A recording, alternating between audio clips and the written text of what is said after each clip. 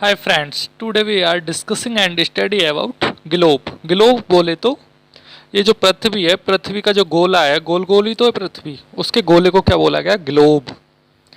अब पृथ्वी को दर्शाने का एकमात्र जो साधन है वो ग्लोब ही है, या एक कागज पे दर्शाया जाएगा तो उसको क्या बोलेंगे? मैप। अब ग्लोब जो गोल गोल एक बॉल की तरह है, उस बॉल को ही फाड़ के कागज की तरह फ्लैट कर दिया जाए तो क्या कहलाता है? मैप। अब इस ग्लोब पे आपने देखा होगा कुछ लाइन दर्शाई जाती है, लाइन।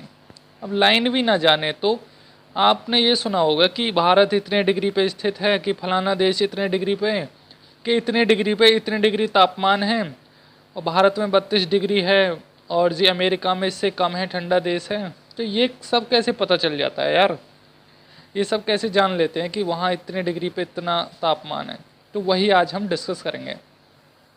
ये सब जानने से पहले हमको दो लाइनों का पता होना चाहिए। एक होती है तुम्हारी लैटिट्यूड, लैटिट्यूड लाइंस। लैटिट्यूड में लेटी हुई लाइन। अब ये जो वर्ल्ड मैप है यानी ग्लोब है, ग्लोब पर इस तरीके से हॉरिजॉन्टल जो लेटी हुई लाइन है उनको क्या बोलते हैं हम? लैटिट्यूड। और इस तरीके से अगर खड़ी लाइन हो, खड़ी यानी वर्टिकल लाइन, वर्टिकल लाइन, तो उनको क्या बोलेंगे? लॉन्गिट्यूड। मीन्स लॉन्ग लॉन्ग खड़ी हुई लाइन। इनकी ट्रिक याद कर लीजिए, लॉन्ग लॉन्ग खड़ी हुई लाइन क्या बोली जाएंगी? लॉन्गिट्यूड। और लेटी हुई लाइन क्या कहलाएंगी? लैटिट्यूड। अब लैटिट्यूड लाइन, लैटिट्यूड को हिंदी में बोलते हैं अक्षांश, और लैटिट्यूड लाइन को अक्षांश रेखा। वैसे ही लॉन्गिट्यूड को बोलते हैं देशांतर, और इन लाइनों को बोलते हैं देशांतर रेखा। अब आगे समझेंगे हम कि ये क्या होता है मैप पे अच्छे से। जब भी हम पृथ्वी की बात करते हैं तो हम पृथ्वी को दो भागों में विभाजित करते हैं इस तरीके से। तो पृथ्वी को विभाजित करने वाली लाइन क्या कहलाती है? भूमध्य रेखा। भूमध्य रेखा, भूमध्य रेखा या विषुवत रेखा, या इसी लाइन को बोलते हैं विषुवत। विषुवत, विषुवत रेखा क्यों बोला गया इसको? क्योंकि ये पूरा विश्व और विश्व को दो भागों में विभाजित कर रहा है, तो इसलिए इसको बोल दिया विषुवत रेखा। या इसी को बोल देते हैं 0 डिग्री अक्षांश रेखा। 0 डिग्री अक्षांश रेखा। अक्षांश को इंग्लिश में क्या बोलते हैं? लॉन्गिट्यूड, यानी 0 degree latitude line. 0 degree latitude line. या इसी का चौथा जो नाम है वो है इक्वेटर। इक्वेटर, इक्वेटर भी बोला जाता है। तो 0 डिग्री के कितने नाम हैं? पहला इक्वेटर, दूसरा 0 डिग्री लैटिट्यूड, तीसरा विषुवत रेखा, चौथा भूमध्य रेखा, यानी भूमि को दो भागों में विभाजित करने वाली भूमध्य रेखा। अब विषुवत रेखा से अब आगे थोड़ा डिस्कस कर लेते हैं। जो ये विषुवत रेखा है, विषुवत रेखा ऐसे खिंची हुई है। अब विषुवत रेखा के ही समांतर यानी पैरेलल, समांतर बोला जाता है, पैरेलल पैरेलल पैरेलल, इस तरीके से। तो इनको क्या बोला जाता है? समांतर। अब विषुवत रेखा के ही समांतर इस तरीके से नीचे की तरफ, नीचे की तरफ कितनी लाइन खिंची हुई है? 90। नीचे की तरफ कितनी लाइन है? 89, 80 लाइन, 89 लाइन्स हैं। और विषुवत रेखा से ऊपर की तरफ कितनी लाइन खिंची हुई हैं? इस तरीके से। ऊपर भी कितनी लाइन है? 89। तो 89 और 89 को जोड़े तो कितना बैठता है? 178, 178। और एक ये विषुवत, एक ये भी तो विषुवत, तो +1। तो टोटल लैटिट्यूड लाइन कितनी होती है? 179। 179 यानी अक्षांश रेखा कुल कितनी होती है? 179। अगर हम बात करें लैटिट्यूड की तो वो होते हैं 181। 181 कैसे होते हैं? 90 ऊपर, 90 नीचे, तो 90 दूनी 180, और एक ही है तो 181 हो गया ना। अभी मैं वो समझाऊंगा वो किस तरीके से होते हैं। तो जब भी हम लैटिट्यूड यानी अक्षांश को स्टडी करते हैं तो किस लिए पढ़ते हैं? देखिए, लैटिट्यूड दर्शाते हैं, रिप्रेजेंट करते हैं किसी भी देश की या भूमि की लोकेशन को। लैटिट्यूड कुल कितने होते हैं? 181। जबकि लैटिट्यूड जो लाइन होती हैं वो 179 होती है, और वो दर्शाती हैं किसी भी देश की क्लाइमेटिक कंडीशन को। यानी किसी भी देश की क्लाइमेटिक कंडीशन को जानना हो तो स्टडी करना पड़ेगा लैटिट्यूड लाइन को, और किसी भी देश की स्थिति को जानना हो तो स्टडी करना होगा लैटिट्यूड को। तो अब पृथ्वी का जो मैप है उस पर किस तरीके से पढ़ते हैं। अब देखिए जब पृथ्वी होती है इस तरीके से होती है गोल गोल, तो इस पे यहाँ कौन सी रेखा खींची जाती है, विषुवत रेखा यानी 0 डिग्री अक्षांश। अब विषुवत रेखा से अगर इस तरीके से 90 डिग्री का एंगल खींच दिया जाए ऊपर की तरफ, तो ये कितने डिग्री का कोण है, 90 डिग्री, यानी 90 डिग्री का कोण है। अगर इसी तरीके से 90 कोण खींचे जाएं, यानी विषुवत जो रेखा है यानी इक्वेटर लाइन से इस तरीके से कोण खींचे जाए, यानी कोणात्मक दूरी ली जाए, कोणात्मक दूरी ली जाए, तो 0 से लेकर 90 कोण खींचने पड़ेंगे, यानी 1 2 3 4 5, यानी इसी तरीके से 90 तक। तो इसी को बोलते हैं 0 डिग्री, 2 डिग्री, 30 डिग्री। तो यहाँ कितना हो जाएगा हमारा 45 डिग्री, यहाँ 90 डिग्री। इसी तरीके से इधर खींचे जाएंगे, इधर इस कोणात्मक दूरी, यानी विषुवत रेखा से कोणात्मक दूरी यानी 90 इधर और 90 इधर, तो कितने हो जाते हैं ऊपर 100, टोटल कितने हो जाते हैं 90 ऊपर और 90 नीचे, तो टोटल हो जाते हैं 180 और एक ये वाला हो जाता है, तो टोटल हो जाते हैं 181, टोटल हो जाते हैं 181। अब ये आपको समझ नहीं आ रहा होगा ये कोणात्मक दूरी का मतलब क्या है, यानी इस तरीके से क्या है ग्लोब। अब ग्लोब पे ये क्या है विषुवत रेखा, विषुवत रेखा ये क्या है 90 डिग्री, ये क्या है 90 डिग्री, इधर 45 डिग्री, इधर 45 डिग्री और इधर भी 45 डिग्री लिया जाता है दोनों तरफ, यानी 0 से लेकर ये 0 डिग्री है, ये 0 डिग्री यानी 0 डिग्री अक्षांश, दोनों तरफ 0 से लेकर 90 तक एंगल लिए जाते हैं। अगर मैं इन दोनों को एक जगह मिला दूं तो कैसी रेखा बन जाती है, एक हॉरिजॉन्टल लाइन। इसीलिए लैटिट्यूड यानी अक्षांश रेखा को लैटिट्यूड लाइन या हिंदी में बोले तो अक्षांश रेखा को कैसी रेखा बोला जाता है, कैसी रेखा बोला जाता है, क्षितिज या हॉरिजॉन्टल रेखा यानी हॉरिजॉन्टल लाइन। अब इसीलिए तो ये जो हॉरिजॉन्टल लाइन होती है 0 डिग्री के पैरेलली होती हैं, इस तरीके से एंगलों से एंगल मिले हुए होते हैं। अब ये किसको दर्शाते हैं, किसी भी देश की स्थिति को। जैसे हमारा भारत है, अब तो भारत को कैसे दर्शाया जाता है, ये क्या है विषुवत रेखा यानी 0 डिग्री, 0 डिग्री से 90 डिग्री यहाँ होता है, 90 डिग्री आप सभी जानते हैं यहाँ होता है। अब मैं इंडिया की लोकेशन बताता हूँ आपको कैसे होती है।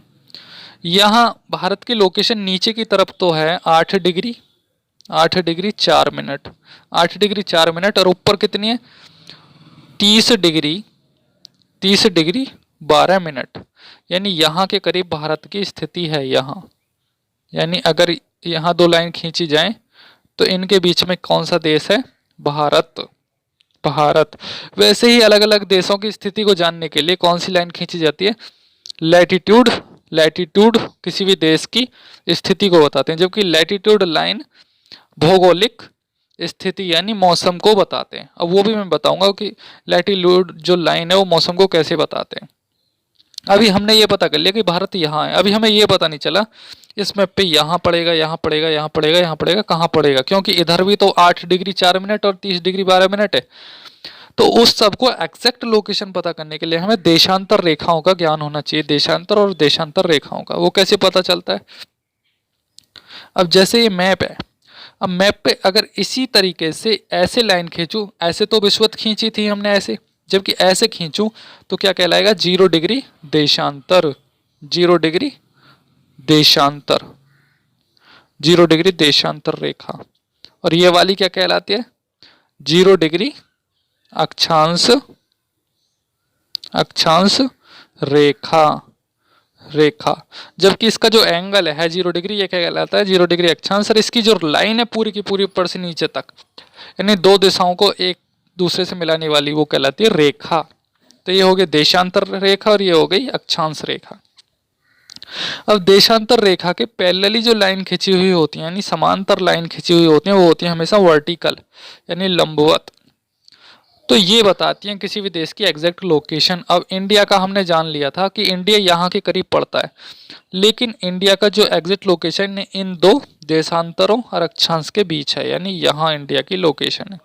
हाँ, तो पता कर लेते हैं कि कुल जो ये होते हैं तुम्हारे देशांतर, देशांतर बोले तो इंग्लिश में लॉन्गिट्यूड, लॉन्गिट्यूड मीन्स खड़ी खड़ी यानी वर्टिकल लाइंस। तो लॉन्गिट्यूड कुल कितने होते हैं 180, जबकि लैटिट्यूड कितने होते थे 181, और लॉन्गिट्यूड लाइन कितनी होती है 360। अब 360 कैसे होती है, ये लॉन्गिट्यूड लाइन है इस तरीके से, लॉन्गिट्यूड लाइन।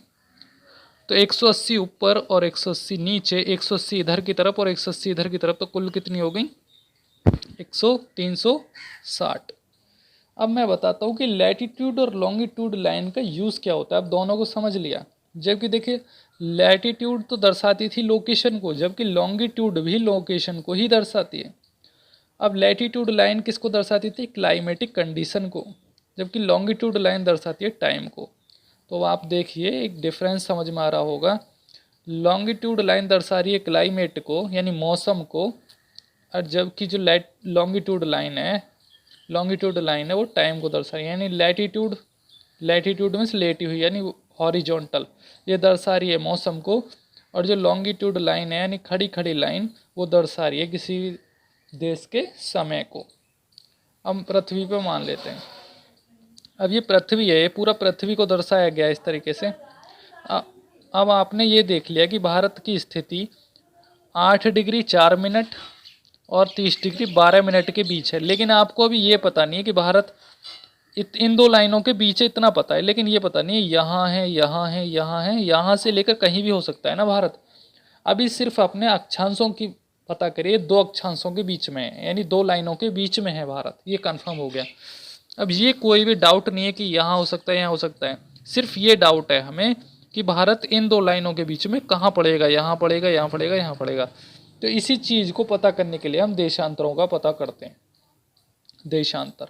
अब देशांतर लाइन, ये जो मैप है, मैप पे किस तरीके से खिंची हुई होती है, इस तरीके से देशांतर लाइन, इस तरीके से गोल गोल लाइन ये खिंची हुई है ना। आप देखिए जूम करके, ये गोल गोल लाइन जो खिंची हुई है इनको बोला गया देशांतर रेखा, जबकि जो इस तरीके से लाइन खिंची हुई है इनको बोला जाता है अक्षांश रेखा। अब एक बात और है, ये जो है इनविजिबल लाइंस होती हैं, ये कभी दिखती नहीं है, ये केवल मैप पे दिखाई जाती है, रियल में कहीं भी खिंची हुई नहीं होती है, ये केवल मैप पे दिखाई जाती है। ठीक है, अब बात करते हैं, नेक्स्ट बात कर लेते हैं कि मौसम कैसे होता है, मौसम का परिवर्तन क्या होता है। देखिए आपने देखा होगा इस पृथ्वी पे यहाँ वाली लाइन को क्या बोला जाता है 0 डिग्री अक्षांश या इक्वेटर या भूमध्य।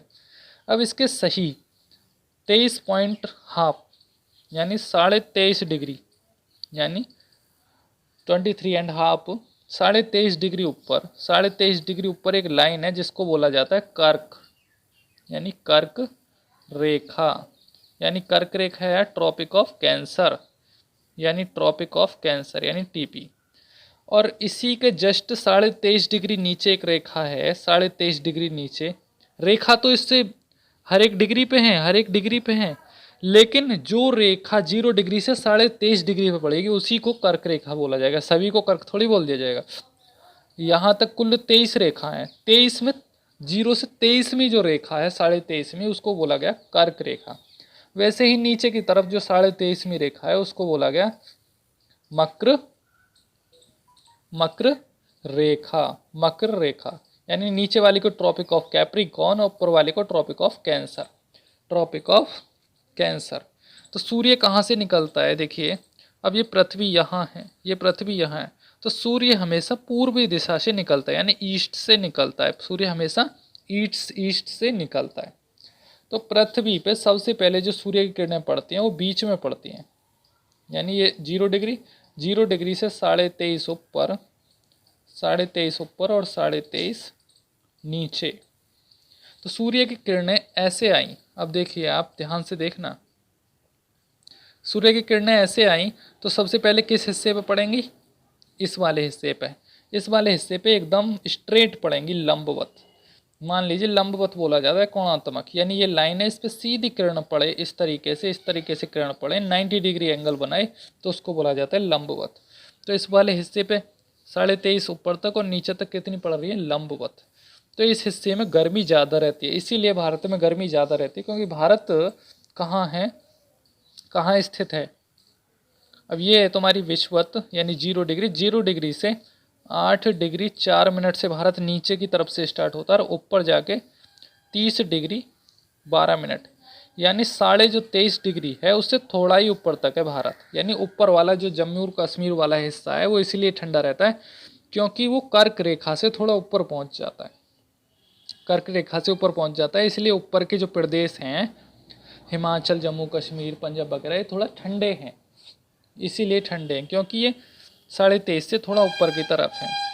तो इन चीज़ों का पता करने के लिए कौन सी रेखा यूज़ में आती है, उसको बोला गया लैटिट्यूड लाइन। लैटिट्यूड लाइन से ही तो पता चल रहा है।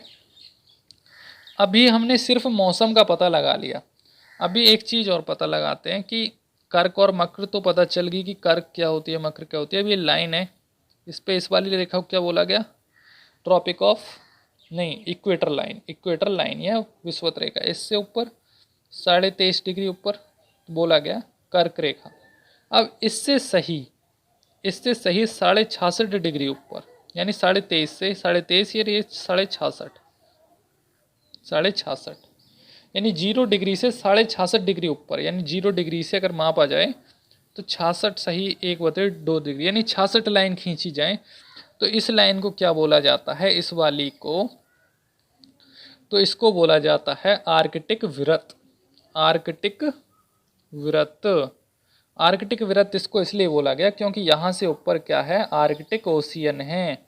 वैसे ही 66.5 डिग्री नीचे बोला जाता है अंटार्कटिका वृत्त, क्योंकि इस लाइन से जस्ट नीचे अंटार्कटिका महासागर है। अंटार्कटिका महासागर है तो इसको बोला जाता है 66.5 डिग्री अंटार्कटिका सर्किल या अंटार्कटिका वृत्त। तो जो ये लाइन है, अब ये मैप पे 0 डिग्री से 23.5 डिग्री ऊपर, यानी 23 सही हाफ ऊपर और 23 सही हाफ नीचे, 23.5 नीचे। तो यहाँ का जो मौसम है उसको बोलते हैं उष्ण कटिबंधीय। उष्ण कटिबंधीय यानी गर्म और ठंडा दोनों प्रकार का मौसम रहता है, क्योंकि सूर्य की किरण यहाँ क्या ऐसी पड़ती हैं, लंबवत। लंबवत मतलब एकदम स्ट्रेट 90 डिग्री एंगल पर, तो इसको मौसम को बोला जाता है उष्ण कटिबंधीय। ठीक है, यानी ट्रॉपिकल जोन, इसको बोला जाता है ट्रॉपिकल जोन या उष्ण कटिबंध हिंदी में। अब 66.5 डिग्री का यानी 23.5 से लेकर 66.5 डिग्री का यानी 66.5 का जो मौसम है उसको क्या बोला जाता है, शीतोष्ण, यानी शीतोष्ण, शीतोष्ण जोन। इधर भी शीतोष्ण जोन, शीतोष्ण जोन। और इससे ऊपर 66.5 से ऊपर जो रह जाता है उसको बोला जाता है फ्रीजिंग जोन। फ्रीजिंग जोन या शीत जोन, शीत कटिबंधीय। इसीलिए पृथ्वी के ऊपर वाला जो ऊपर वाला सिरा है यानी नॉर्थ पोल, यहाँ आर्कटिक ओशियन है, आर्कटिक, तो ये हमेशा बर्फ से ढका रहता है। और नीचे भी, नीचे वाला जो हिस्सा है उसको बोला जाता है अंटार्कटिका। अंटार्कटिका ओशियन, ऊपर आर्कटिक नीचे अंटार्कटिका, ये भी हमेशा बर्फ से ढका रहता है। तो यहाँ ठंड ज़्यादा रहती है, ठंड ज़्यादा रहती है। इसीलिए जो रूस ऊपर है, ऊपर पड़ता है ना, रूस, भारत यहाँ पड़ता है तो रूस यहाँ के करीब पड़ता है, इसलिए रूस बहुत ठंडा है। वैसे नीचे के देश भी ठंडे पड़ते हैं। ठीक है, क्यों अब ये यहाँ बर्फ़ क्यों रहती है, बर्फ़ रहने का कारण मैं नेक्स्ट वीडियो में अच्छे से बताऊँगा डिटेल्ड में। अभी मैंने आपको लैटिट्यूड और लॉन्गिट्यूड की थोड़ी डिटेल बताई है, अभी मैं समय देखना नेक्स्ट लेक्चर में बताऊँगा। Thank you so much for watching this video.